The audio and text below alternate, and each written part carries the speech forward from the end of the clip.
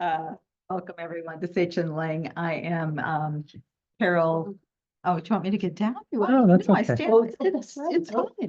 I know to get in there. Anyway, I am just here to welcome you, and I'm the director of Chen Ling. It's such an honor to have Gen Don back again. I don't know what we'd do without him.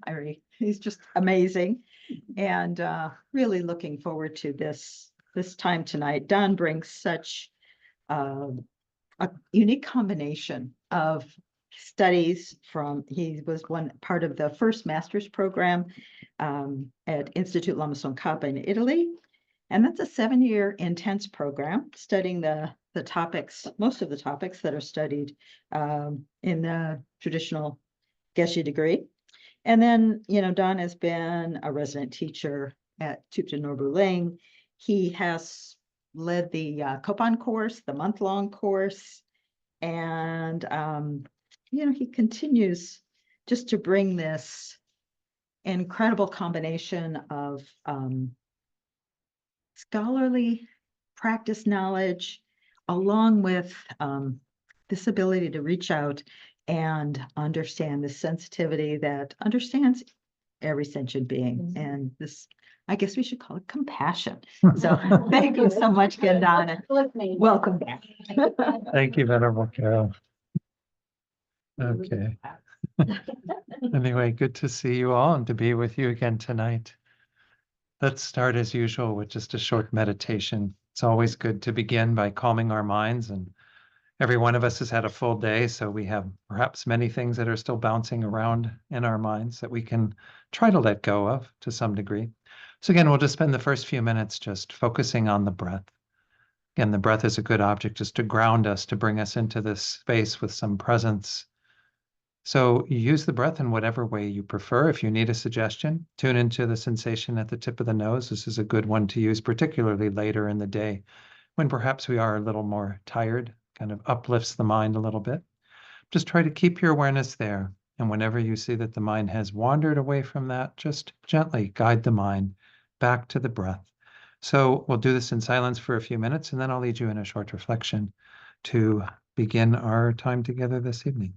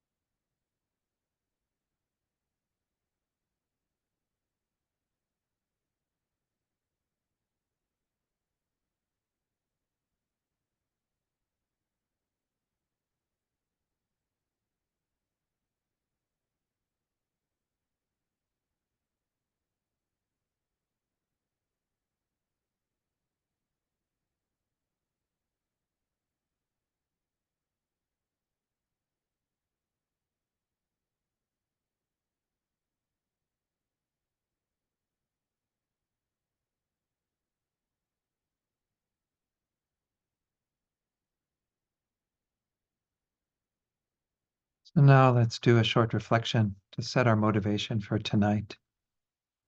And certainly we want to create this more ultimate motivation that we always bring to our Mahayana teachings. But I think it's good, particularly with the topic for tonight, to spend some time thinking about the world that we want to create. While we are here as embodied beings in this world,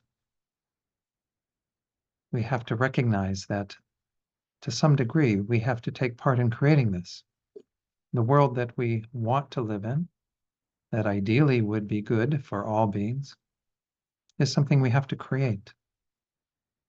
So maybe just spend a minute thinking about, regardless of whatever happens in the election that's coming up or whatever happens in our world, what is your vision for a world that will be most beneficial for the beings within this world? How do you envision that? What is that more temporal view of the world that we want to live in?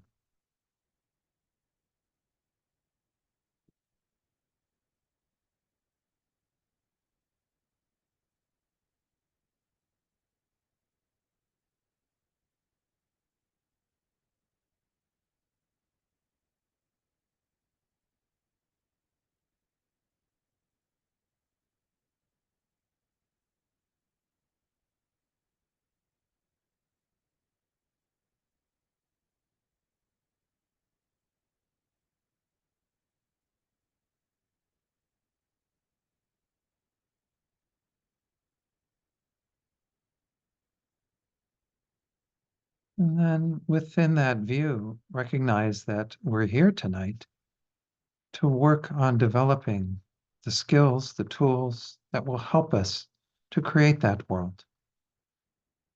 And of course, help us also to create the more ultimate results that we seek.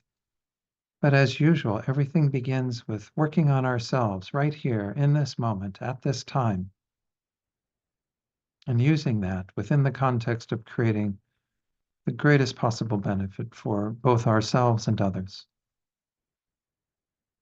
So do unite this motivation of working on our world right now together with the deeper motivation, the wish to help all sentient beings to achieve their greatest happiness and to be free from all suffering. And direct your mind towards attaining the goal of Buddhahood yourself so you can be a part of accomplishing that, helping others to attain awakening in the same way that you have attained that state. This is the best motivation to bring to our time together. Again, within that also, the very more real and temporal result that we are seeking, to live in a world that will be of benefit to all beings. And just hold that view.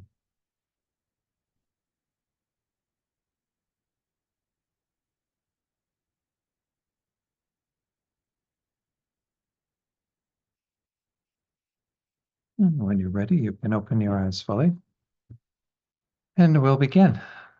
So again, welcome everyone to this special teaching, I hope, or special interaction. I don't know, it'll have some components of teaching to it, obviously, but when I was first asked to do this, I was really quite excited about it because I think that we need to be talking about what's going on in our world, but talking about it from within a Buddhist viewpoint.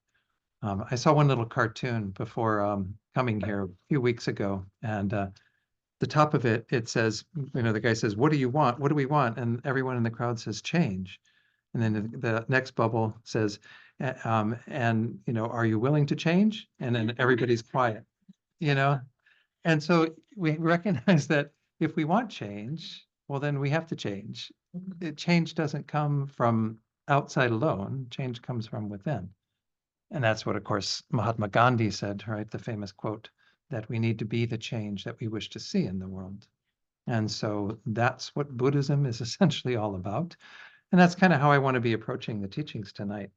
So again, I'm going to go ahead and start a little slideshow here that I'll be sharing throughout tonight. Oh yeah, we need to get the TV on here. Sorry. Meant to get it from the current slide. Did I do that? Oh, there it goes. Okay. Okay, so these crowds on the screen look familiar. Some things perhaps we've seen on our televisions or the internet. I'm going to start with a little quote and researching some things to put together for this session tonight. Ken MacLeod, many of you have heard of him, wonderful Tibetan Buddhist teacher in the Kagyu tradition. And this is a quote actually that comes from 2016.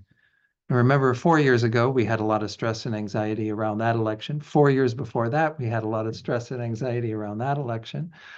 And of course, this was Ken MacLeod's way of framing it in 2016. I think the best thing many of us can do is to use our skills to reach out and talk with those whom we disagree. Bridges have to be built, not barricades. In order to resolve conflict and polarization, each party has to recognize the legitimacy of the vital interests of the other parties, right? You cannot expect anyone to compromise on what is vitally important to them. Human connection is everything. Without it, society falls into Darwinian chaos. And I think it's very important. This is something we're going to be looking at tonight, is connection and how we connect with others who hold views that are opposite to ours. For me, at least, Buddhism doesn't tell us how to address these issues per se. Buddhist practice can and does provide the tools to develop the intention, skills, and capacities to engage them. I think this is what I'm going to be emphasizing tonight, really, is that, it's not like Buddhism has the answer to resolving the world's problems in terms of our temporal situation, but Buddhism has tools that we can use. And I'm going to be presenting those within the context of another presentation that I saw that's more secular, but nonetheless, I think the tools very much mirror what we can use from a Buddhist perspective. So that's where I'm going to be approaching it. One more quote, one more slide from Ken MacLeod. But how we respond depends on many factors. I'm so sorry. You're not seeing it? I'm not seeing it on Zoom. Okay, I sorry. just see your desk. I see the first slide. Maybe I'm the only It's one. getting stuck. No, that could be happening. I think I have to do one of these things where I set up my computer a little bit differently. Let me do that now Glad you caught it. so that it is duplicating. Let me try Oh, that. this is fun. We get to see who's here. Yeah, it should be duplicating. I think I had it My on. sister's here. And somebody me- sent a chat if you want to check the chat. If another pair.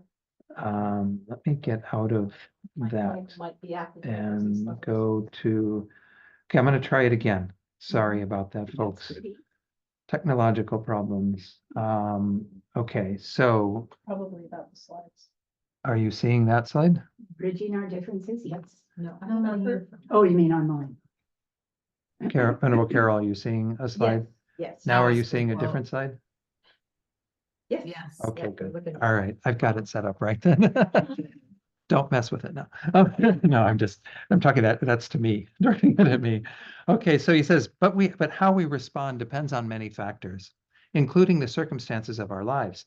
It is up to us to figure out how to respond to the challenges. There it was the 2016 election, not as a Buddhist, but as a human being. I kind of like this because, again, we are talking about it when it comes down to it. How do we respond from our humanness, as well as our Buddhist teachings that inform some of that? But, to kind of get away from everything has to be kind of within the context solely of our spiritual point of view, but to recognize that we also are here on this planet with many people who don't hold that view, many people who that view is foreign to. So what we're going to do tonight in looking at this is we're going to first have a little introduction to the topic, which I'm kind of already doing, but I want to introduce it a little bit more. Talk a little bit about equanimity, something that we use in our tradition frequently, and I think it's important to be reminded of that. That's going to be the foundation of any sort of bridging we do with anyone else. And by this, we'll talk about what we mean by this bridging. Bridging can be actually sitting down with somebody and talking to them, but it can also be just the way that we are with others in terms of, trying to not have those prejudices and biases as we engage in our business throughout our day. Then the 3 C's, which is a little thing that comes from a wonderful website called Starts With Us, and I'll talk about that shortly. And then some additional resources for bridge builders. Again, some things that we might rely on that are a little more secular and also more functional, perhaps. Tonight, what we're going to be talking about is mostly the qualities, the values that we bring to that sort of work. And then finally, a conclusion.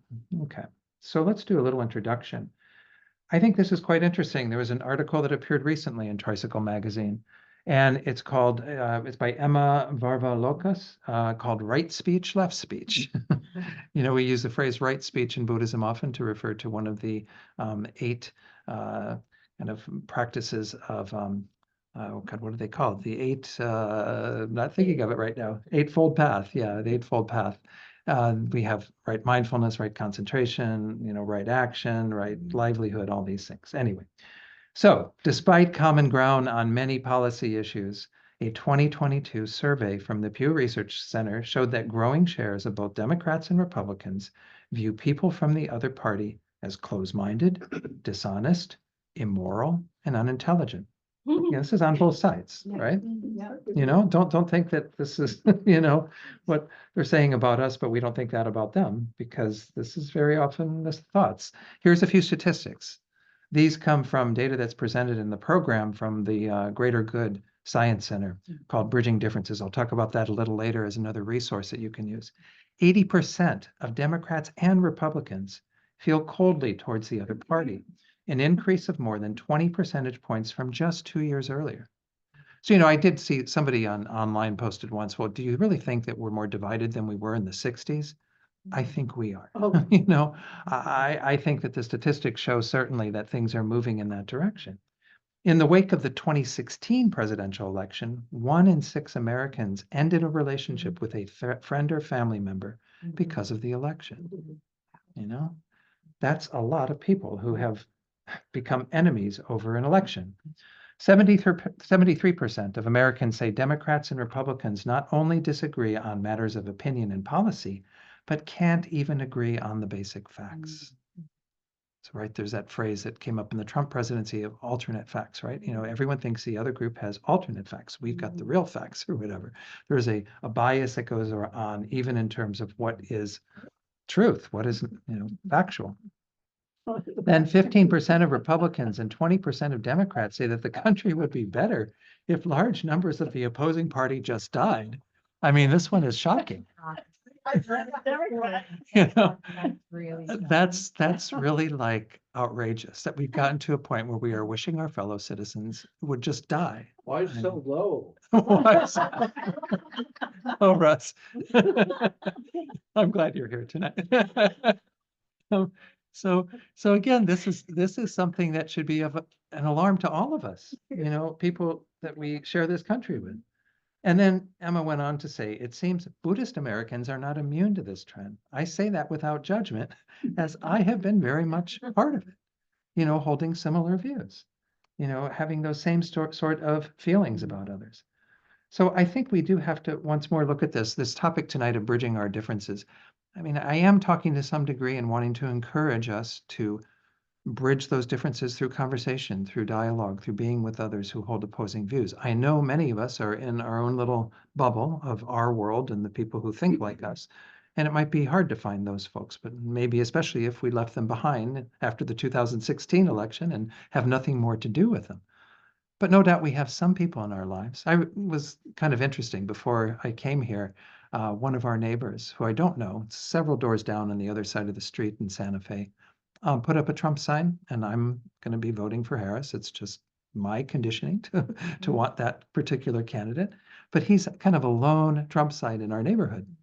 And I've never met the man, or I'm assuming it's a man. It could be a woman. It could be whoever. I don't know who it is. Because these folks moved in a few years back and they haven't really been that social or anything. And I don't go around door to door and get to know people every time they move in or whatever.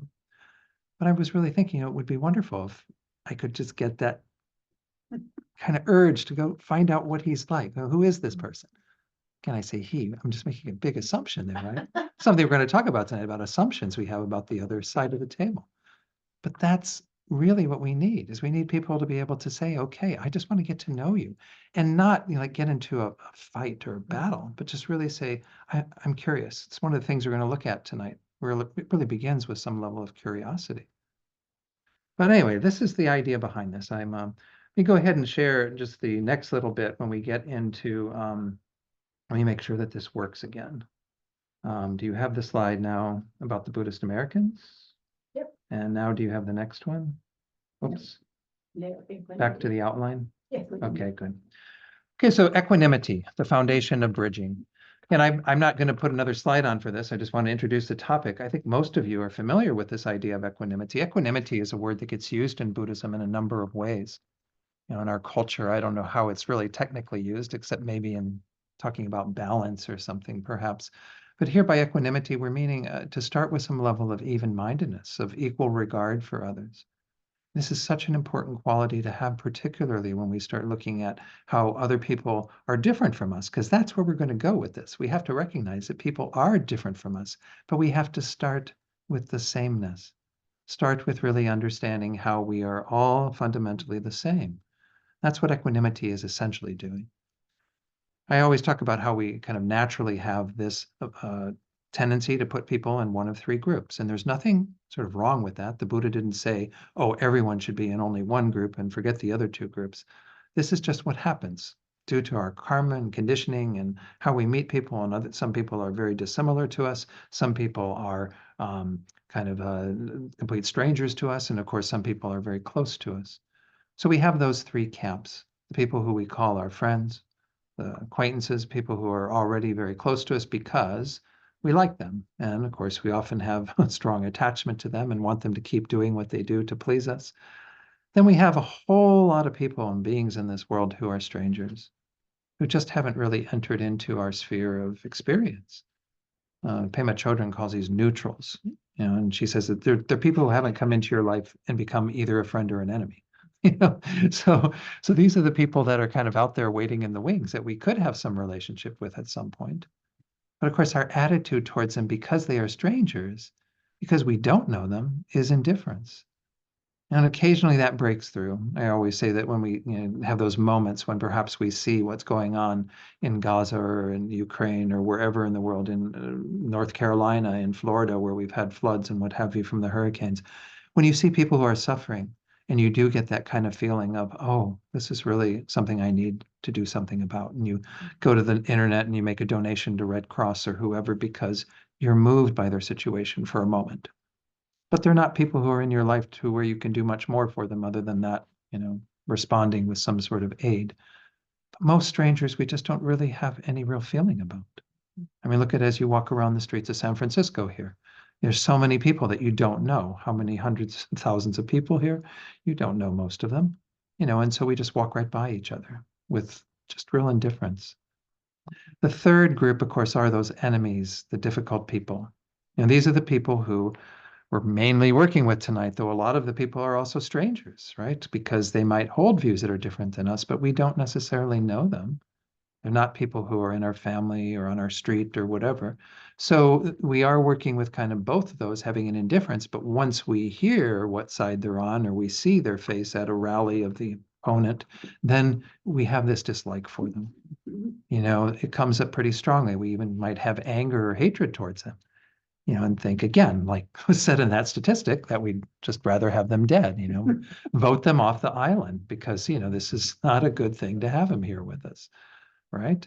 So again, these are the sorts of responses that we have to those three groups. The responses are the problem, like the attitudes we have towards them. Those are the what we want to correct. We're not going to be able to correct in terms of where these people are falling. People who we might even engage in some sort of discussion with who are on the opposite side of the fence are not necessarily going to change their view, right? We might have to recognize that we're going to agree to disagree sort of thing. And that's going to be the reality of it. But what can our attitude be towards them that's different? Can we have that even-mindedness?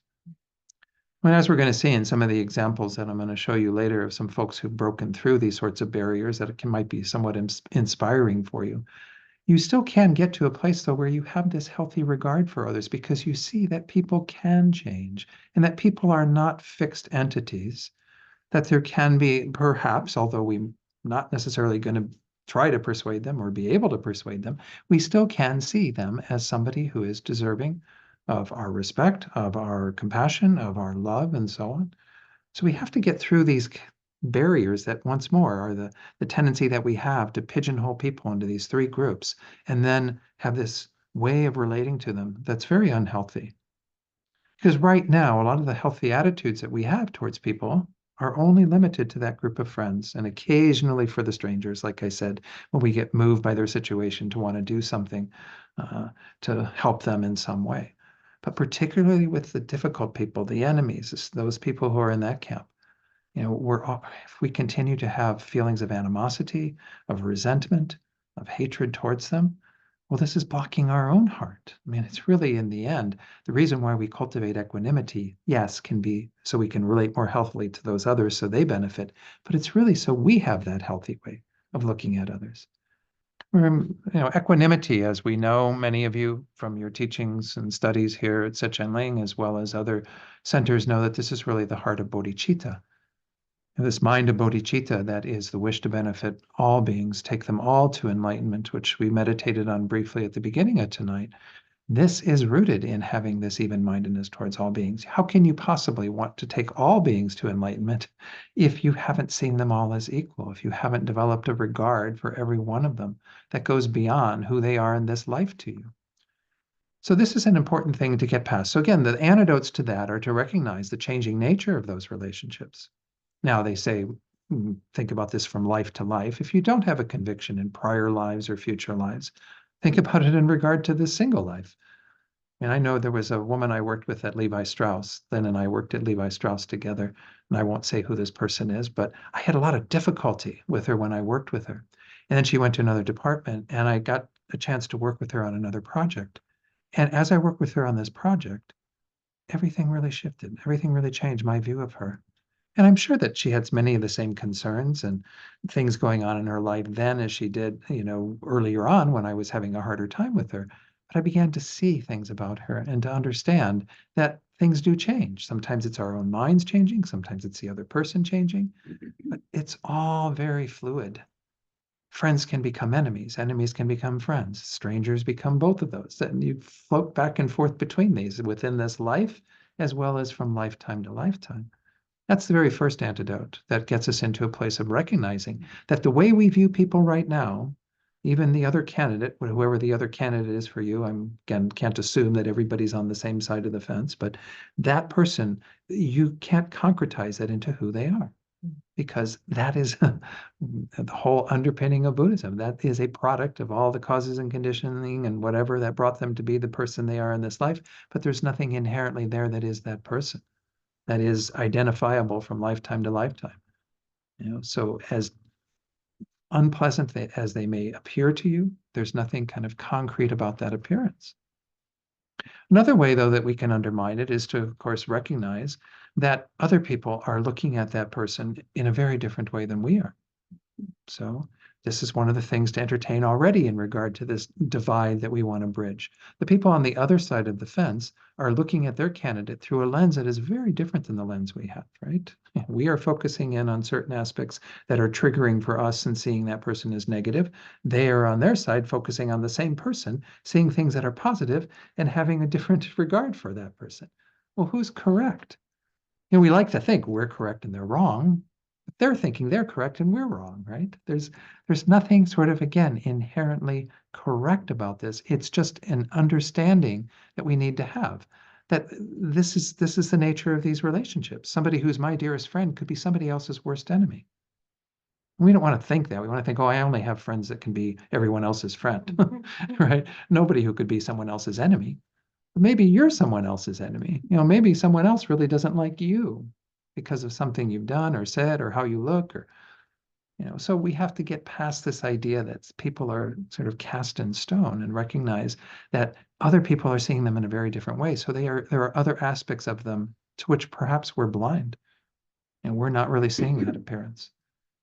So this is another really valuable way to look at it, is to recognize that, again, different perspectives, different ways of looking at people.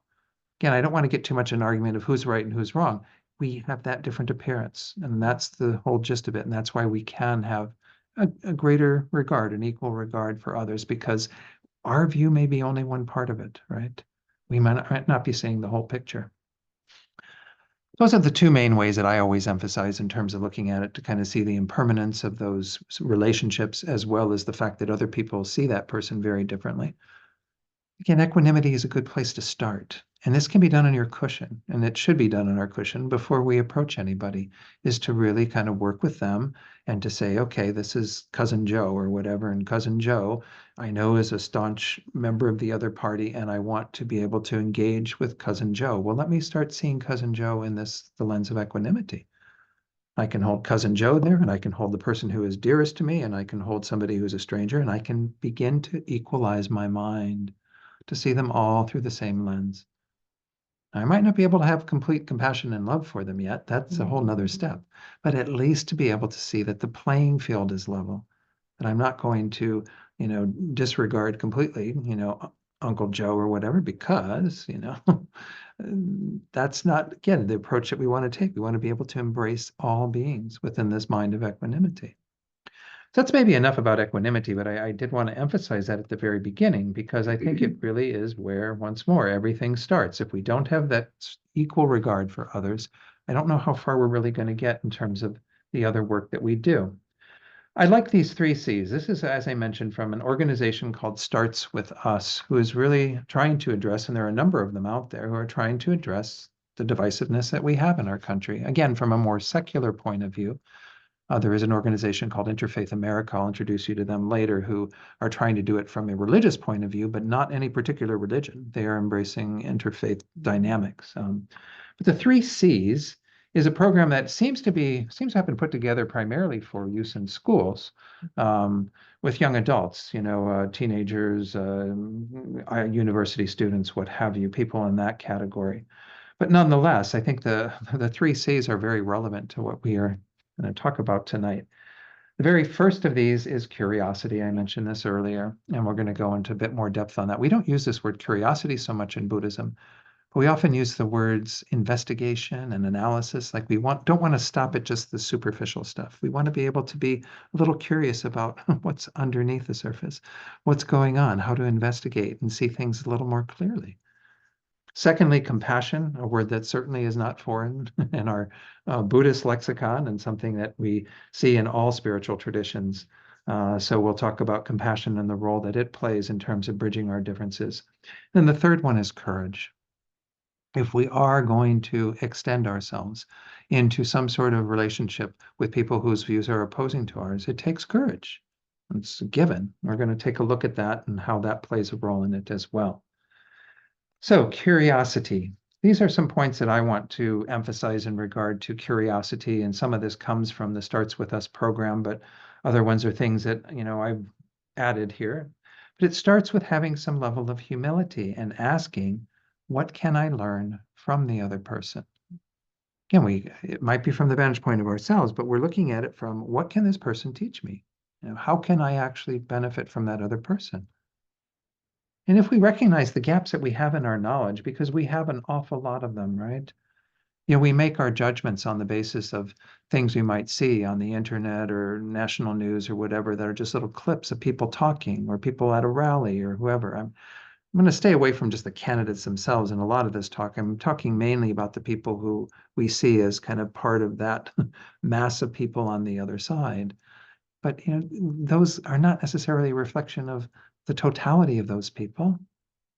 Just like when we were talking about equanimity, and we're seeing people from a particular view, but other people see them and have a very different view of them. They're family members, they're the people who are there at the rally with them. We have to be somewhat curious about, who are these people? What is it that makes them tick? What are the values that they're holding, and so on? This is really what curiosity is about, is not being satisfied with these bits and pieces that we see, and recognizing that we have to want more. And the other people can be a source of that information, right? Otherwise, I'm not sure how we get that information unless you sit down and talk to people.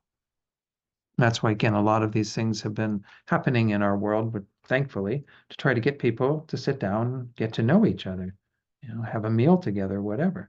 But it involves some level of curiosity. The second part of it is it involves respectfully, again, that's a key word, asking questions that come from a desire to know the other person's thoughts and views, rather than a wish to persuade or change their views to ours. Can't emphasize this enough, because I think if we go into a dialogue with someone else, Cousin Joe, Uncle Joe, whoever, any of these people who are, we know are supporting the other side, and we have a wish to persuade them to vote the way we feel they should vote, to believe the things that we believe, that's a setup for failure right there in the beginning. Because we're not going to be capable of doing that probably. Again, that was something mentioned by Ken MacLeod, even in the quote I shared with you earlier. When they have come to a conclusion on the basis of their own values and the things that they hold very dear, and that's what they believe, it's very hard to dissuade somebody away from that. In the same way that it would be hard for us to be dissuaded away from our particular view. Once more, it always helps to kind of see it from the point of view of ourselves. Would we want someone from the other side, who's going to vote for the other candidate, to come into our house and talk to us about why the person we're voting for is wrong and da da da, and try to dissuade us? And, right? And we're going to be resistant. So we really have to find a way to be more curious as opposed to wanting to persuade them. I mean, that would be there's still that side of us, right, that wants to make sure that our candidate gets more votes. And so the more people that vote for that candidate, the greater chances they're going to end up winning. But that shouldn't be what is driving us at this time.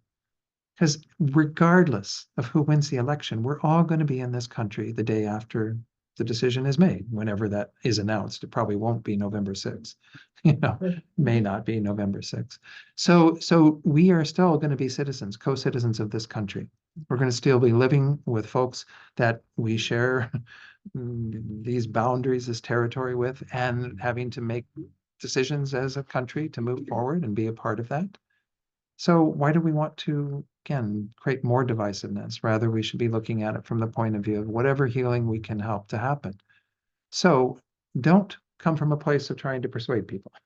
Not a good idea. Be more curious. Be really looking at things from that vantage point.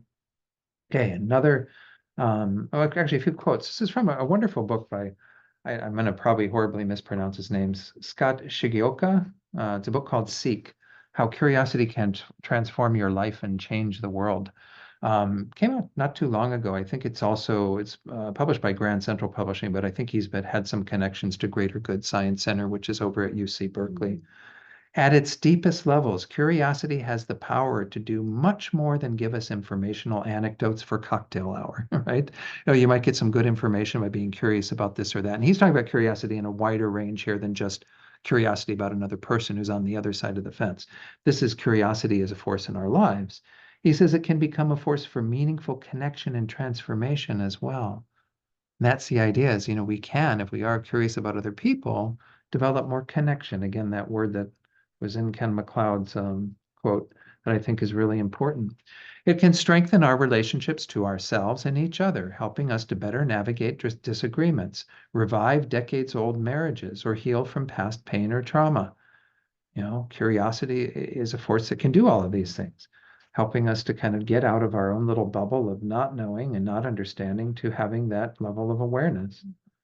Curiosity at this depth invites us to ask questions that invite nuance and surprise. Rather than, what should I do to make money? We ask ourselves, what makes me come alive in life?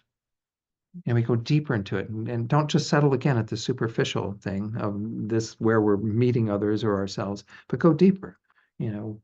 Be curious about what it is that is, in this case, making you come alive in life. This question is very relevant to what we're talking about tonight. He says, instead of, are you a Democrat or Republican? We ask others, what values are important to you?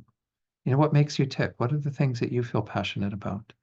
Those are better questions, right? And more curious questions than, are you this or are you that? Who are you voting for? Da, da, da, da. I mean, these are all sort of matter-of-fact questions. Whereas I think the other ones certainly get us into engaging others and really getting to know them. Rather than, where did my ancestors come from? We ask, how do I stay connected to them throughout my life? These are, again, just examples to use in that book. As I said, it's about the bigger issue of curiosity. When we're talking about other people, again, whose views are very different than ours, we should have a curiosity. What is it that makes them tick? What are the things that are driving them to make the decisions that they do? A few more bullet points I put together about curiosity. It also entails challenging our own assumptions about others and the biases that we hold. we have to see that again, we are holding assumptions about a lot of people. We are thinking of them through a particular lens that is very much conditioned once more by a number of factors, conditioned by the media, conditioned by the way we, in our own little groups, our own little bubbles, talk about others, the things that go on in social media that, are people that are in our circle of friends that keep repeating the same sort of message. We have a lot of assumptions and biases that need to be questioned. If we go into once more a dialogue with anybody and we aren't genuinely curious, instead we think, I'm here to prove whether my assumptions and biases are correct or not. And as we engage in it, all we do is see things that feed that assumption further, that make that bias even stronger. Well, then that's not a good thing, right? Once more, that's going to be defeating the purpose. The purpose is to be really curious and get to know what other people are thinking, what's behind it. Again, that question about values, I think is so important to be able to actually have some desire to know why people do what they do. Also means needing to overcome being fearful of the other person. This is something we're going to get into more when we get to courage, because courage is very much a response to that fear. Fear can be a part of it, definitely, but even the curiosity, we might have some fear that's getting in the way. But this other one, as well as feeling too certain about our own position. It's not just the assumptions and biases about others, it's also the certainty we feel in the ground of our own way of thinking, our own way of looking at things. It's been interesting. I will admit I've got one Facebook friend who was a friend of a friend, and we friended somehow through that connection. And I've been seeing many posts on this person's Facebook page, and they sometimes pop up in my feed. And they're really, that she's definitely on some other side. I'm not sure exactly what her whole point of view is, but, really making me question some of the assumptions and the certainty that I feel about my own political bias, my own way of looking at things. And I think it's good, because we tend to think once more that we're putting a stake in the ground and this is right. This is absolutely correct.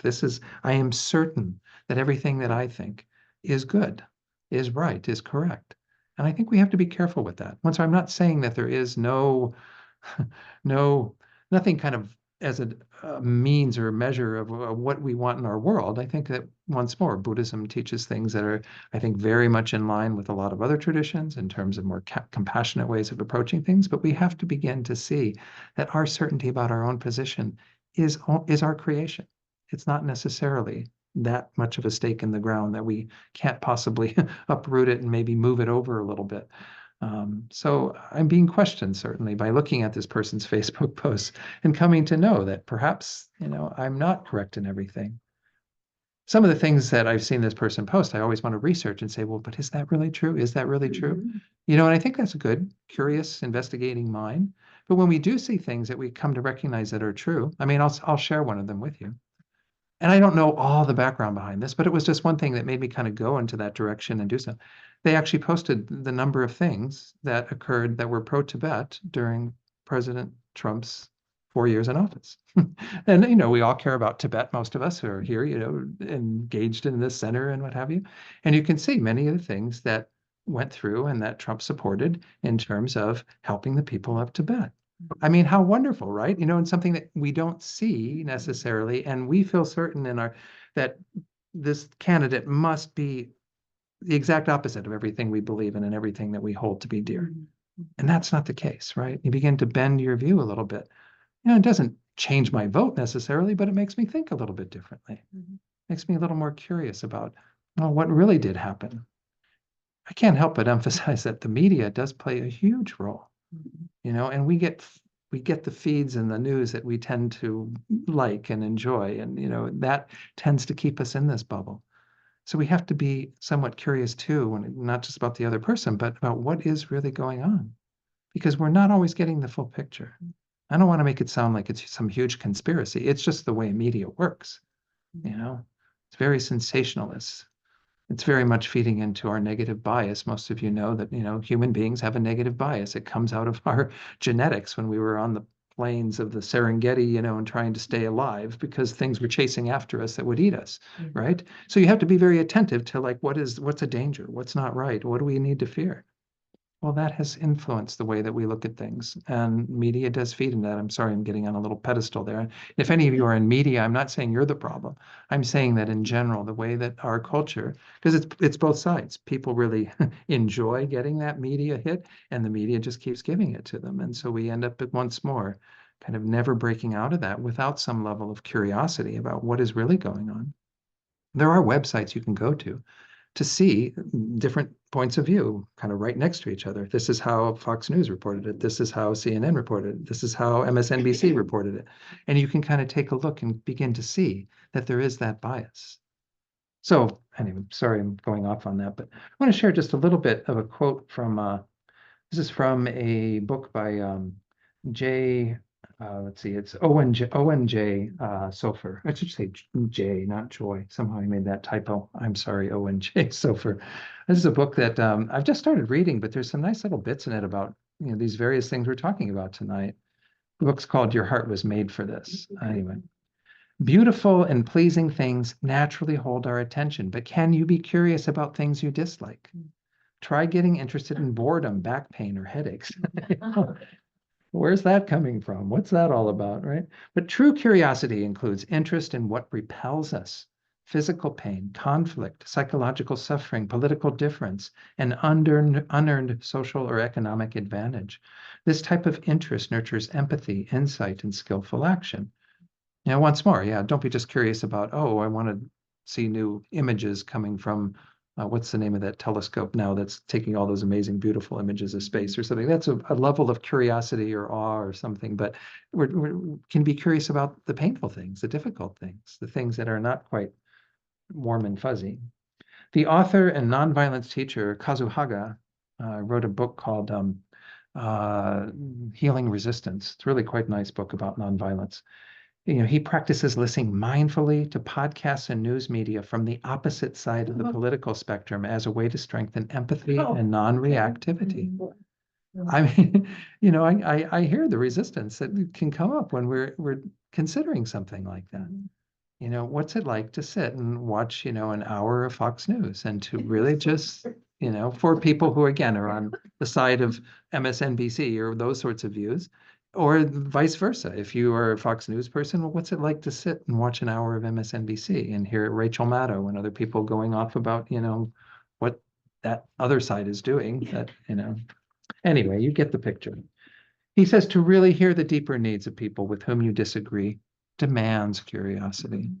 So I like this quote that he had. Again, he's talking about curiosity in a more general way as well, but this quote here, especially this last line, is really speaking to what I want to get across. If you don't have some level of curiosity, well, then will you really be able to hear the needs on the other side of the fence? This is kind of a nice segue into the second part, the second C. Second C again is compassion. Compassion begins with that empathy that imagines what it is like to be the other person and to walk in their shoes. Right? Empathy is the ability to kind of say, I feel what you're feeling. Not that you know every element of that person's experience, but that you are willing to go there and to say, what is it like to be you? What is it like to have the experiences that you have? I think that is so crucial because once we begin to hear what people have to say through our curiosity, it should naturally bring some level of empathy and compassion. Empathy, once more, is the ability to kind of put yourself in their shoes. Compassion is the wish for their suffering to not be there, because we do begin to see the suffering that others are going through. One of the people I'm going to cite later, I'm not going to put a quote from her, but just as one of these sort of heroes of bridging differences, is the author and professor of sociology at UC Berkeley, Arlie Russell Hochschild. She investigated the whole phenomenon that was occurring around the Tea Party just prior to Trump's election. She spent time down in Lake Charles County, Louisiana. And she was doing this as part of sociology research, but it was sitting down with people and really getting to understand what their needs are and what was driving them.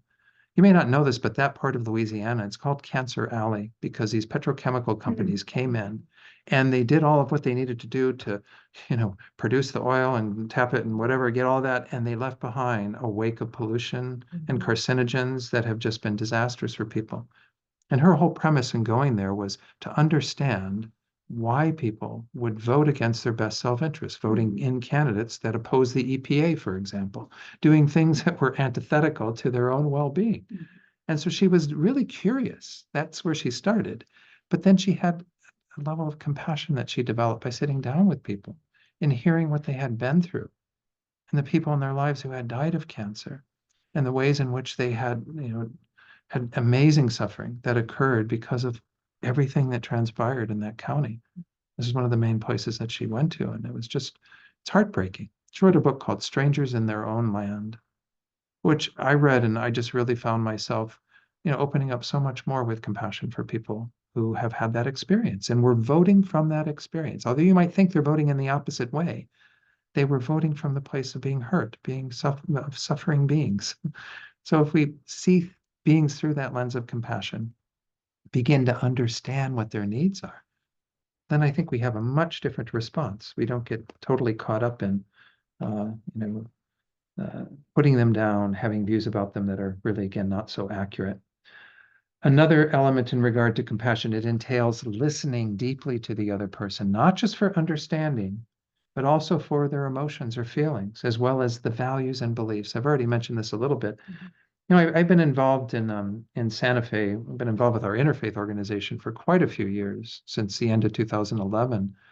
But there's a national organization called Pace Bene, which has started a project called Nonviolent Cities. And so we're Nonviolent Santa Fe, and I became a part of this, and myself and two other folks do a Exploring Nonviolence 2-hour training. It's kind of an opportunity for people to kind of sit around and explore this issue with some exercises that really do point out some things about nonviolence. One of the exercises, we haven't used it recently, but this exercise entailed people sitting in a group, and while one is speaking about a story, something that's going on for them, we tend to listen to what are the facts and just try to develop that understanding. That's our default mode of listening. So one person will do that, but then we have another person who listens for the feelings, listens for the emotional side of it, kind of tune into it with some level of emotional intelligence to say what is going on for that person emotionally. Another person listens for values and beliefs. What are the underlying values and beliefs that are causing that particular situation in their life and it to be seen in the way that it is, and so on? I'm just pointing this out because I think we tend to listen very kind of in one way. We listen mainly for facts. We just want to hear, what is it that you're saying? And that's enough. I don't want to see your feelings or emotions or explore them. I don't want to necessarily hear about what you believe, your values, but they're there under the surface. Sometimes they come to the surface, but they're there for us to investigate.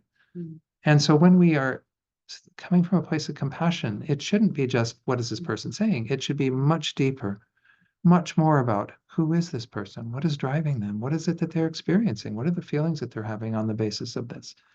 These are just much richer things to be pursuing with others. Again, maybe, as I'm saying, I'm really talking about this to encourage people to be able to have those sorts of dialogues. But even if it's just looking at other people who are on your television screen or the internet or what have you, who are talking from that, even listen to what they're saying when the other people's news station is interviewing them about what's going on for them in their lives, why they're voting the way they are. Try to listen from that perspective. Realize that it's not all about just hearing what they said. It's getting to what's kind of underneath the surface. It's a really powerful exercise for people to get out of that feeling like, again, you just are listening for facts. That's not the case. It also entails being able to see how others' views are dependent on their conditioning, just like our own views. I think this is so important, because in Buddhism, obviously, we work with this idea of dependent arising. This is a big topic for us, right? To see that things depend upon other factors, causes and conditions.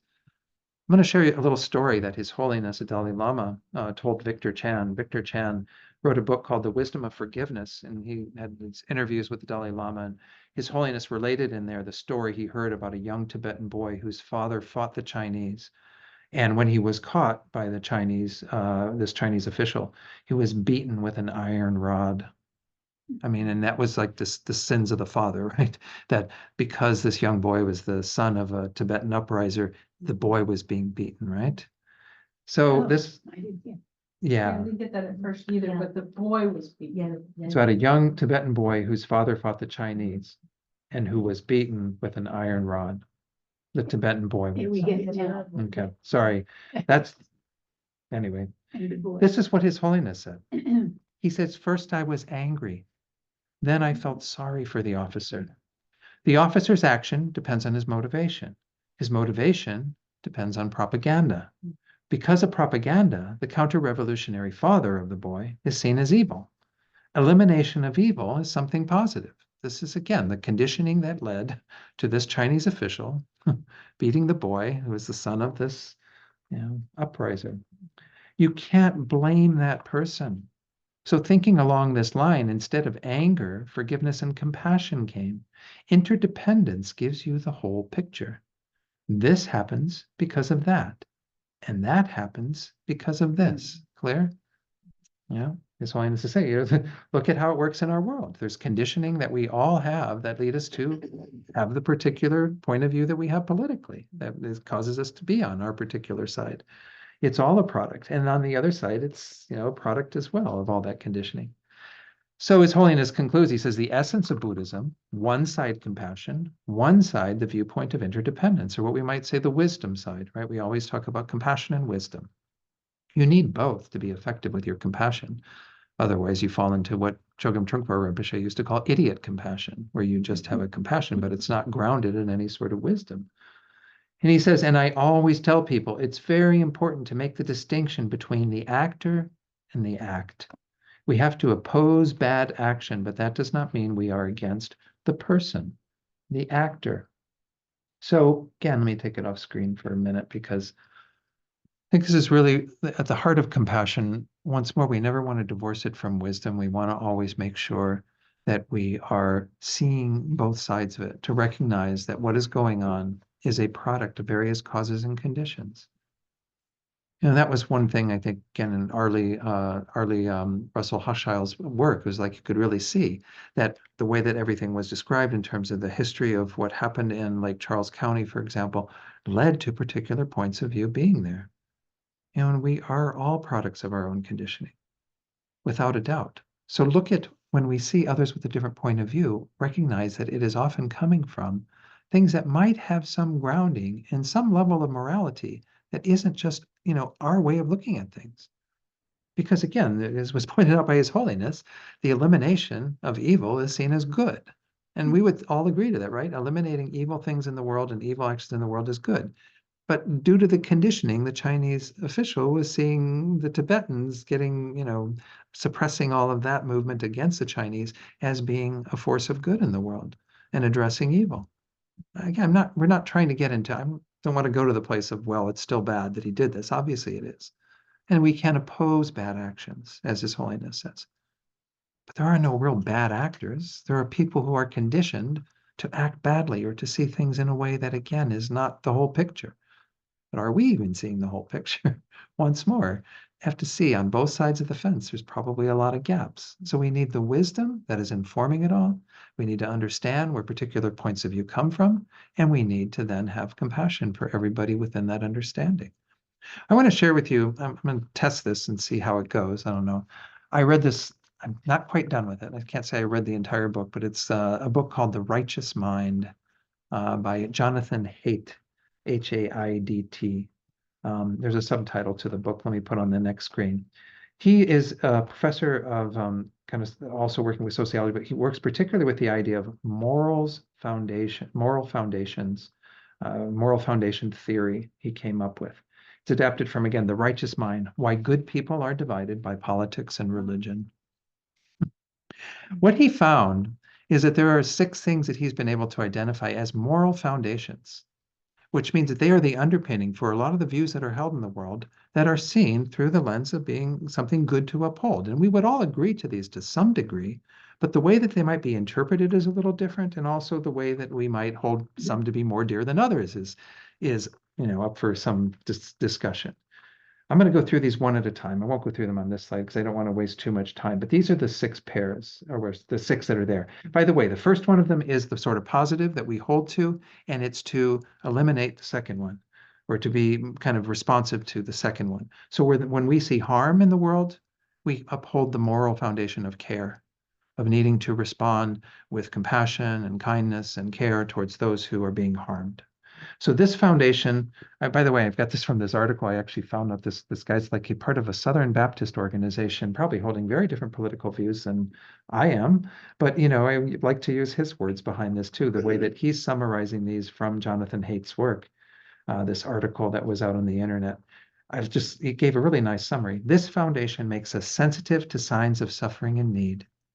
In order to maximize care and minimize harm, we enact laws that protect the vulnerable. This is one of the major foundations of the left in our country. This is like the moral foundation that we really rely upon in so much of what we do. I'm not saying it doesn't exist on the right. It can be seen perhaps a little differently, though. We punish people who are cruel and we care for those in suffering. The left relies primarily on this foundation and the next one, while the right positions it within a broader matrix of concerns. They see that, yes, this is a part of it, but we have to also be mindful of the harm that happens. For example, they might frame it in terms of people who are coming to our country illegally, that they think, are going to impact the well-being of the people who are already here. So they say, yes, there's harm that needs to be addressed, but they might not look at it the same way that the left side would. Second one is fairness and cheating. We all like people who are sort of fair players who, when, we do things for them, they do things for us. There's kind of a tit for tat thing going on in the world. People contribute their fair share. We always use that phrase, right? And so, as he says, this foundation leads us even to seek out people who will be good collaborators in whatever project we are pursuing, because if they are fair people, then they will play that tit for tat kind of thing and continue to be a good player within it and do their fair share and what have you. And it also leads us sometimes to punish people who cheat the system. We don't like people who are cheaters. This is to address cheating in our world, people who get what they don't deserve, if you will. Again, from a conventional point of view, I'm not talking about karma or any of this other stuff. I'm talking about just in our conventional world. All right. People on both the right and the left believe in fairness, but they apply this foundation in very different ways. This is how Jonathan Haidt explains it. He says, whoops, I'm sorry, I went. On the left, fairness implies equality, but on the right, it means proportionality. People should be rewarded in proportion to what they contribute, even if that guarantees unequal outcomes, right? And so most people, even our capitalist society, embraces that to a large degree, right? When you work in corporate America, you are paid according to what you do and how much you give and what what you add to the bottom line in a sense, right? And so we even hold that to some degree in terms of our participation in that. Whoops, I skipped it on the right. Or on the left. Oh, and it was on the left there at the beginning. Let me talk about that a little. On the left, fairness often implies equality. Like, we'll have people who say, well, the only fair thing to do in our country is to take care of everyone. It's a bit more of a socialist kind of approach to things, and to think that that is an important moral value to uphold, that we should leave no one behind in a sense, that is the fair, proper thing to do. Right? So you can even have different interpretations of these moral foundations, but I think we have a tendency, the reason why I'm going into this and spending any time on it is we have a tendency to think the other side is immoral, that they don't have any morality. That's right. But they have a morality that is grounded in very different foundations than ours, or even different interpretations of those foundations. Sorry, I know this is going a little beyond a Buddhist perspective, but I think it's something we should be curious about. When I first read this book, I was like, this makes me really curious about what are the moral foundations that are really behind a lot of this, right? Loyalty and betrayal. Loyalty that kind of is a force that helps us to avoid people betraying us.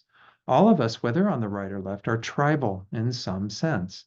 We love the people on our team, and loyalty makes our team more powerful and less susceptible to our failure. Again, this is something we learn on the Serengeti Plains as well, that when we're loyal to the other people in our clan and the people that we were, together with, then we would have a greater chance of survival, a greater chance of success. Defending each other, what have you. Likewise, we have a corresponding hatred for traitors. Those who betray our team for the other side are worse than those who were already on the other side.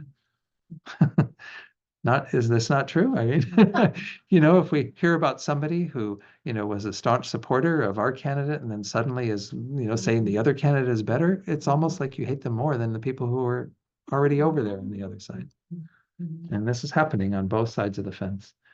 Though hate sees both left and right as being tribal, he recognizes the left tends toward universalism and away from nationalism, so it often has trouble connecting to voters who rely on the loyalty foundation. And I was watching the Democratic convention. It was interesting how much they tried to push the boundaries a little bit on that, of this kind of loyalty to our country and the American flag everywhere and all this, it was kind of interesting. But generally, the left doesn't do so well on the loyalty one, whereas the right very much is, flag waving. I don't want to stereotype, but that is something that, again, has definitely a part of it. And America first and all these kinds of things, right? Okay, authority, subversion. To avoid subversion, you have authority. This is part of our society as well. We have a chain of hierarchy, people at the top, and so on. Authority plays a role in our moral considerations because it protects order and fends off chaos. This is from Jonathan Haidt. He says, everyone has a stake in supporting the existing order and in holding people accountable for fulfilling the obligations of their station. Wherever you're at in the pecking order, you have an obligation to kind of uphold that. Not surprisingly, the right values this foundation, while the left defines itself by opposing hierarchy, inequality, and power. Right? Question authority. Remember that bumper sticker? That's a very common left one, right? All right, sanctity, degradation. This is an interesting one. No matter the era, humans have always considered certain things untouchable for being dirty and polluted. The flip side is that we want to protect whatever is hallowed and sacred, whether objects, ideals, or institutions. Again, I'd say everyone has this to some degree, but once more, as a moral foundation value, it becomes an interesting little thing to pursue. People on the right talk about the sanctity of life and marriage. People on the left may mock true love waits, which means waiting until you're in a married relationship before you have sexual relations, and purity rings. But they frequent New Age grocery stores, buy products that cleanse them of toxins, and warn against human degradation of the environment, right? So it's not to say that, once more, this is only on one camp or the other. It's just that on our side, it perhaps has a different face. It's a different face, right? Okay, final one, liberty and oppression. Actually, he added this one later. He thought it was 5 initially, and he's added this one. This foundation builds on authority subversion because we all recognize there is such a thing as legitimate authority, but we don't want authoritarians crossing the line into tyranny. Both the left and the right have oppression and hate oppression and desire liberty, but for different reasons. The left wants liberty for the underdogs and victims, coinciding with their emphasis on fairness and cheating. The right wants liberty from government intrusion, right? Even the libertarians, which are a whole nother branch of our political system, are very much about that.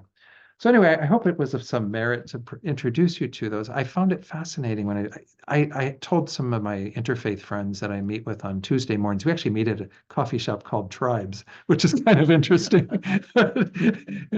because of all the things we say about, our tribes. But my little tribe at Tribes, when I met with them on one Tuesday morning, I said, I have learned more from this book, in terms of any secular book that I've read recently, than any of them. It really opened my eyes to the fact that what was I doing? I was going with my blinders on, full steam ahead in terms of my own view of what is a moral foundation. And as Buddhists, I think we really cue into that first one, right? We think that if you have an antithesis to care and harm, caring for other beings and avoiding harm, trying to relieve their harm, well, then you're not a good human being or something. Like you're missing something in your psyche that's not allowing you to see that. Once more, people on the left, they have that. They have a different view of that, though. People on the right. I'm sorry, people on the right. Sorry, thank you. Getting left and right mixed up here. People on the right might see it in a very different lens in terms of the beings that they care about are others that seem like themselves. They don't maybe have as much of a regard for people who are different or for people who have opposing views. So you end up with, again, this, we have to break out of that to some degree and say that although from our Buddhist perspective, we can see universal care and universal desire to avoid harm, that's not necessarily the moral foundation that's driving others. And that's okay. It's not that we don't need to get into this, right or wrong sort of thing, just to understand why people hold the views that they do.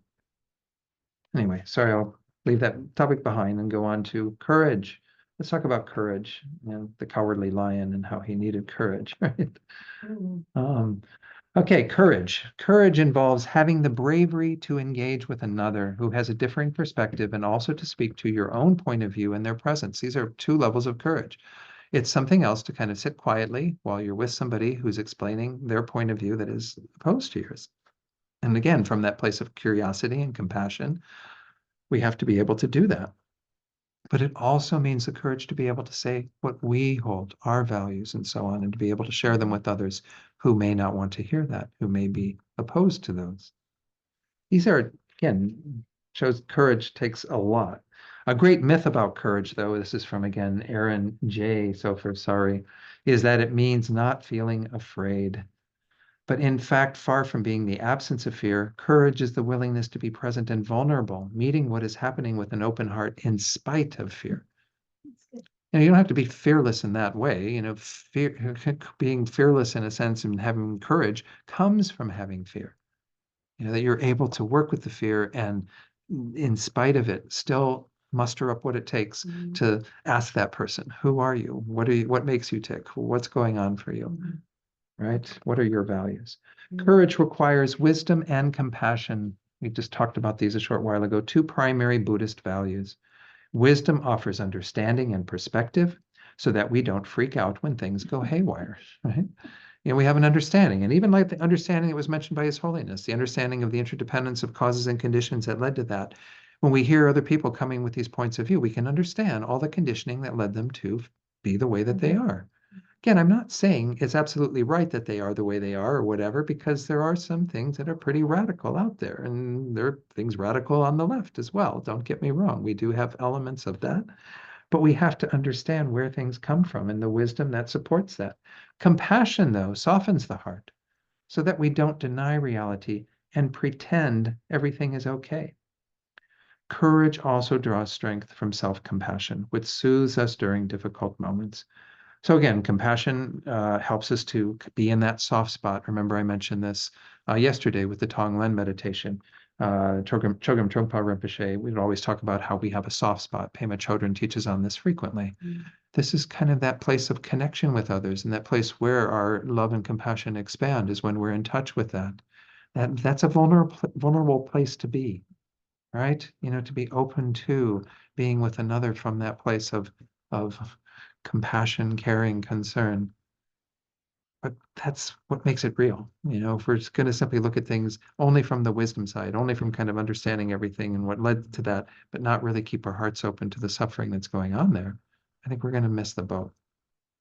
So, let's carry on with this because running out of time, and I want to give a little time for questions or comments, but need to tell a few stories here coming up. Got a few more quotes about compassion. It also includes one more quote, includes caring for ourselves and others by creating a safe space and engaging differences thoughtfully. I really just didn't talk about self-compassion. Self-compassion, big topic. Kristen Neff, wonderful book. Practice self-compassion. But here, in regard to this slide, caring for ourselves and others by creating a safe space and engaging differences thoughtfully. For this, I want to just share some stories that I think demonstrate this. These are 4 different individuals. I've already mentioned one of them, Arlie Russell Huckshaw, but I'm going to start with Daryl Davis. Maybe you've heard of Daryl Davis. He's a blues musician, and this is him with an anonymous Ku Klux Klan member. And his story is that essentially he was playing blues one night in a jazz club or whatever, and really, I don't know, having really good time. And then he ended up this white guy came up to him and said something about his music, and they got into a discussion, and he found out that the white guy really thought that all this type of music started with like Jerry Lee Lewis and all these white people. Oh, And Daryl Davis is telling him, no, the blues go way back, and all these things. And as they sat down and started talking, his friend, the friend of this guy, said, I think you need to tell him something, because he found out that this white man had never really sat down and talked to a black man before. And the guy tells him, he says, you should tell him. And he says, oh, I'm a member of the KKK. And so Daryl Davis is sitting at the table with a member of the KKK. And he said that the dialogue got really, really interesting after this was exposed, because then it becomes a different dynamic, right? You're not just a white guy and a black guy sitting down in a bar talking about jazz music. You're talking about who are you and what is underneath the surface of that? So he ended up, he would, the people who, because again, his job, he felt, was not to persuade people, but to just to get to know them and understand why they think the way that they do. And he'd hear things from them like, oh, well, all Black people are ignorant, and or say things that were really untrue. That Daryl Davis was a living example of the falsity of these statements.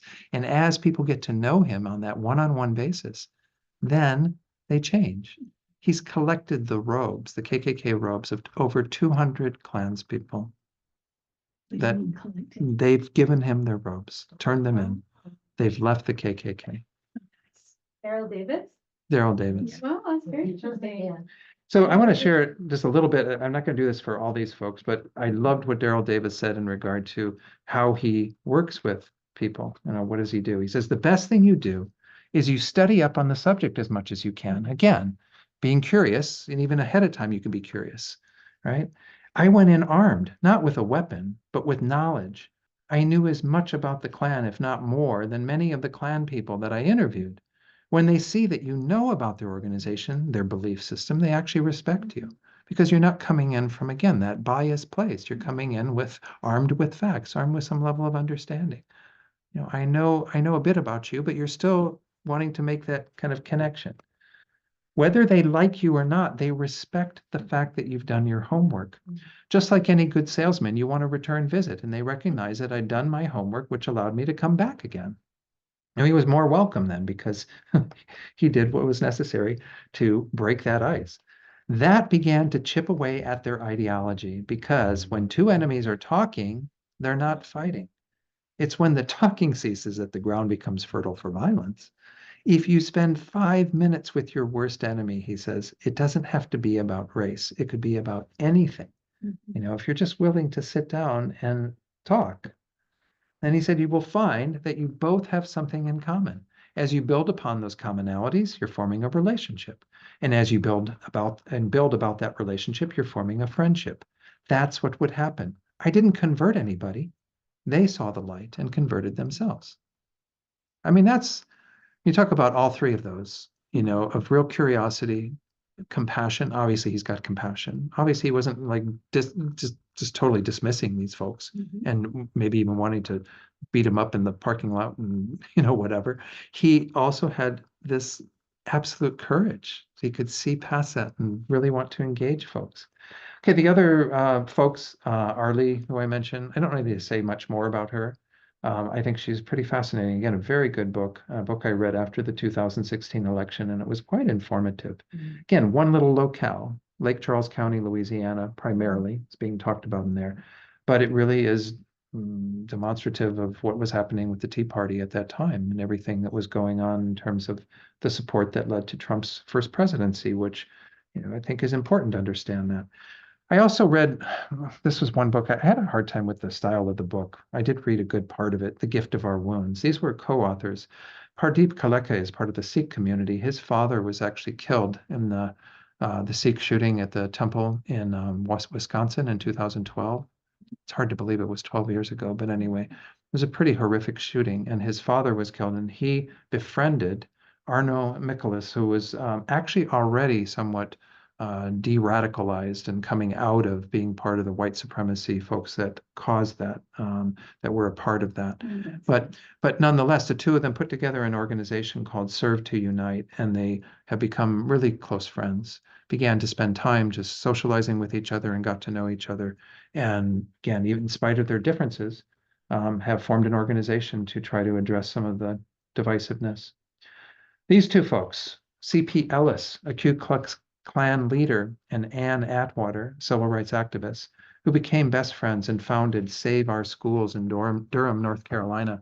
I'm going to share a little bit from an article about them because this was interesting because this was back in 1971, still in the wake to some degree of desegregation in the South.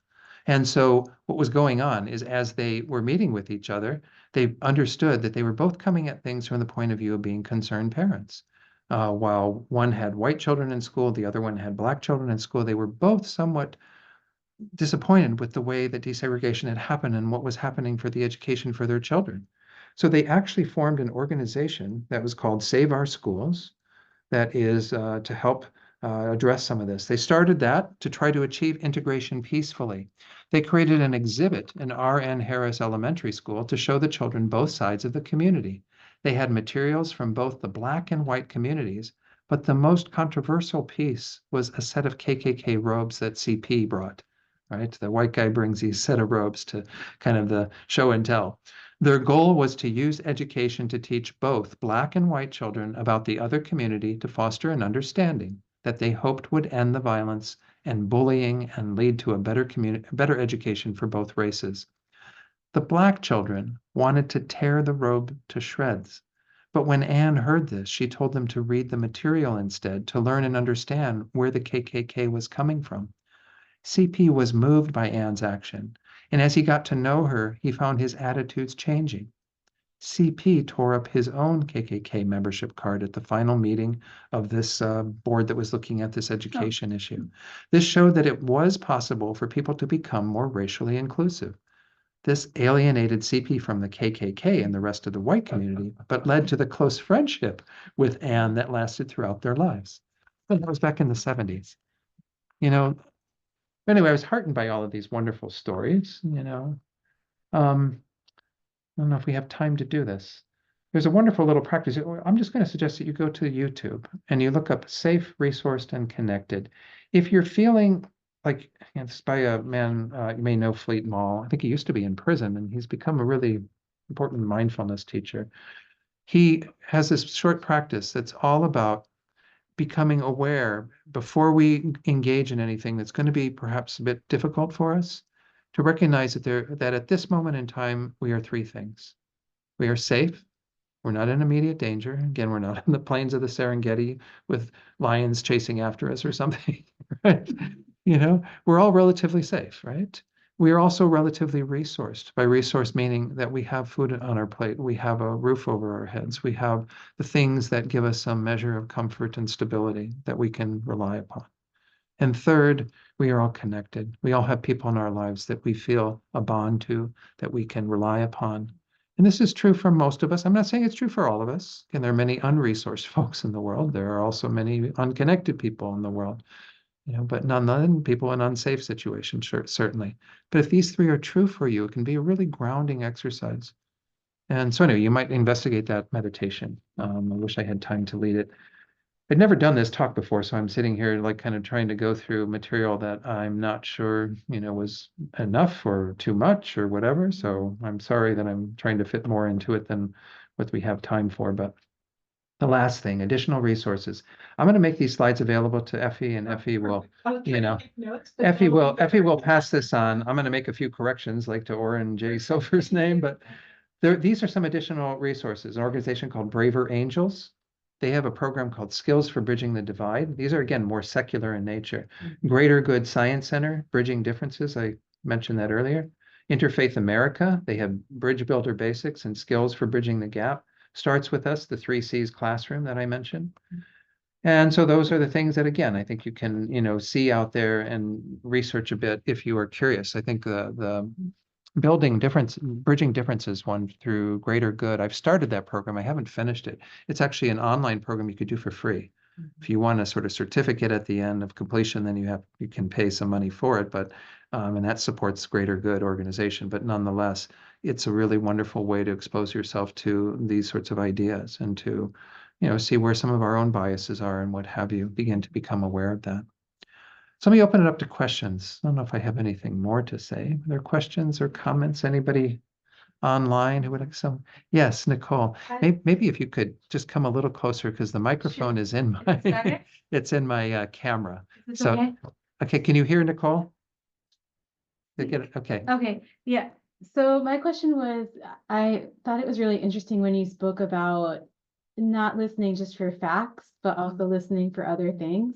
And I was wondering if any of the additional resources you shared address that, or I don't know if you mentioned there was like something like a resource that you used. for Right, that, but I'd like to learn more about that. Okay. I found that was very interesting. I might have to look into that. So again, the exercise around listening for something more than facts. We have that exercise as part of our nonviolence training, but I am trying to see where it came from. It may have come from a book called, I can't remember even the name of the book. It was developed by Pache Bene, and it's an exercise book that we draw from to do these exercises. And so I'll maybe try to get that into what I communicate on to. Yeah. So that if that is something that we can, yeah, if I can find that. I don't know if I'll be able to find that while I'm here though, because I have the book at home. Okay, I think it's called, Email me, I can email people yeah, later too. it's called Engaging Nonviolence is the name of the book. Okay. It's a kind of a workbok kind of thing Okay. like that, about that thick. Anyway, there was exercises in there, and I think it may have come from there, though we did also have, when we were initially putting this together, we had a woman who's done work in the prisons around nonviolence, and she may have used that as part of her work, and it came from some other source, but I will check. Okay. But otherwise, the other thing I can do is I can happily share the exercise itself, how it is done, how we do it Okay, as part of this. that'd be great. Because I think it's really useful. And we actually, how we do it is we have a card that says listener for facts, listener for values, listener for feelings. And then we have the speaker. And so you get into a group of 4. Oh. And the person who's the speaker, and you take turns doing it. So everybody has a chance to be a speaker if you have time. It's hard to find time for all that. But then the person is the speaker as they tell a story about something that's going on from like a conflict maybe they're having with a neighbor or a friend or whatever. Then everyone listens from their point of view. And it's really quite Wow, interesting, So interesting. to not just listen for facts and to put on that other hat, Oh, So that's great. I Yeah. like that exercise a lot. good. Thank you Yeah. so much. Sure. No, I'm learning a lot by teaching on nonviolence. It's interesting because, again, it's in a more secular context, though we've tended to go to a lot of churches through the interfaith organization. But we've also gone to the interfaith shelter, where it's a homeless shelter in Santa Fe, worked with the staff there. We're going to do another training in November that's with Solace, which is an organization that helps primarily, I think, people who are coming out of abusive situations and things. So we're going to work with their staff and then Okay. maybe take it to their clientele. I'm not sure. But yeah, I'm enjoying doing that work. It's kind of, Yeah, it's great. yeah. Anyone online? I'm looking over here because my camera's there, okay? Anyone online have anything that you would like to ask? Anyone else here? I've Was- let them know. Good. Okay. Oh, hang on. Is there a Okay, question? Wendy has a question, which she's sent in the chat, Okay. so, you probably can't see it. No. but Mhm. I'll read it for everybody, so. You What- love- I'm sorry? Or you have to. Oh, What would you say to someone who felt like they were trying to persuade you instead of understanding you? so what would I say to someone who was trying to persuade me rather than understand me? Well, that's a tough one, but I think I'd want to acknowledge that why they are doing what they're doing is out of their concern. I mean, I don't think people do things because they're not concerned. I think they do it because they're very concerned. And to recognize that perhaps the way that we can have a better dialogue is to try to understand each other and why we feel the way we do. And that I would be happy to engage in that type of dialogue with them, maybe try to steer it in that direction. But I do think we have to honor that. I mean, this is kind of interesting. When way back, I think you were with me, Lynn, maybe when we were at teachings with His Holiness the Dalai Lama down in Pasadena. Say more. Yeah, and we came out of the teachings, and across the way were people holding the banners that say, Buddhists will burn in hell or whatever, all these things, And because I'd been in, I guess it was His Holiness's grace or something that influenced me. My thinking about them was that they're there because they're concerned about us. I mean, at the very deep level, if I go to a deeper investigation, yes, they're holding on to a particular point of view that is condemning me for not being Christian and not being holding the values they do and so on. but they are concerned about me enough to come hold banners out in front of a Buddhist gathering to want me to find the right way. I mean, I can dial it down to that. I don't agree that Right. I'm going to find the right way that way, but I can see it from that perspective. So again, I guess that's what I would want to say to somebody is that I understand your desire to persuade and that you're concerned about me. But I really think we can have a more fruitful dialogue if we set aside the wish to persuade and really sit down and get to know each other and what values are driving each of us to have the points of view that we have. Be a learning experience for both of us. I don't know. I would hope they'd entertain that. Again, depends on who this person is. Maybe if it's somebody who's really being quite difficult, maybe we have to withdraw from that situation because it may not be safe. I think they're also using some sort of armor or armaments or something, like, have you read this book? Do Mhm. you know this article? To explain themselves. That they may not feel that they can articulate their own values, but this guy can. Mhm. And so they still want to make connection with you. Right. It's not just that they want to persuade you, it's just like, know me. Right. This is my story. Right. I don't know. Yeah, no, there can be that. I think that's a good So they're point. piece of You it. know, yeah, that they're putting that forward as who they are and wanting us to see that. Yeah. And some level of connection.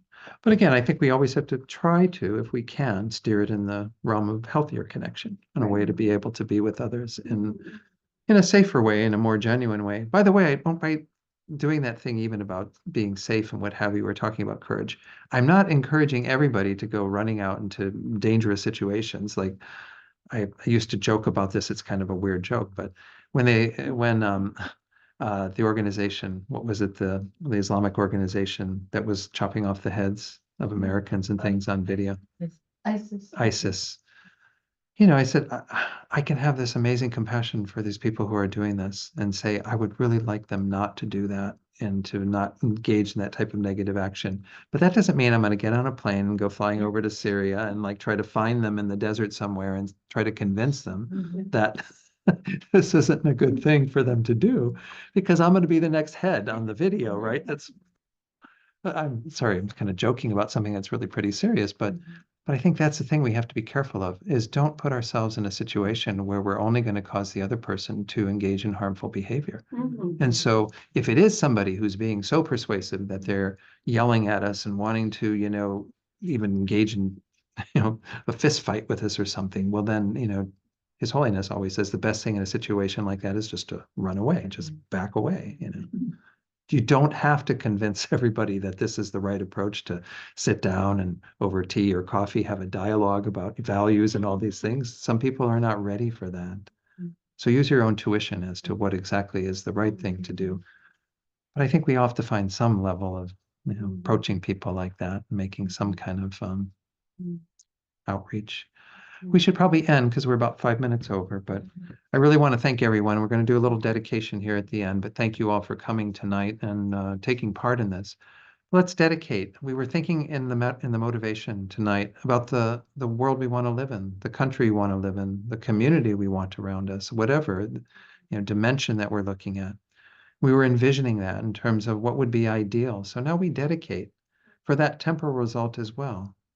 You know, whatever happens in the upcoming election or in the aftermath of that, may we continue to have the causes and conditions for a world that we all can be connecting in, be seen as value or as valued by other people, have the ability to be with others who have views that are different than us. May this continue to be, you know, the vision that we hold going forward, and may it come to pass. And also, of course, the ultimate result. May we ourselves attain a state where we can help others and guide them on their path of awakening. We also dedicate for the beings like His Holiness the Dalai Lama and Pope Francis and so many other spiritual leaders in our world who are instrumental in helping us and others to move forward in that direction. And also, of course, for Kyabje Zopa Rinpoche, our spiritual director, for his swift return. And then lastly, for the beings that we're holding in our hearts. And here, as we dedicate this way tonight, I often use this dedication, and we can begin by thinking about the beings who are close to us, who are in that circle of what we call our friends and acquaintances. But try to also bring in people who are on the other side. Remember, Lama Zopa Rinpoche used to often dedicate for Donald Trump to develop bodhicitta in his heart, to have this amazing, compassionate heart. There's nothing wrong with dedicating in that way and sending out this positive energy that we have created so that it becomes an instrument of helping whoever it is that we're holding in our heart to be free of their suffering, their negativity, and to find true peace and happiness. May all beings find true peace and happiness through what we've done here together tonight. Okay, I hope that worked okay for everyone. Again, kind of an experiment, but I appreciate everyone giving me the opportunity to go blah, blah, blah about this topic. And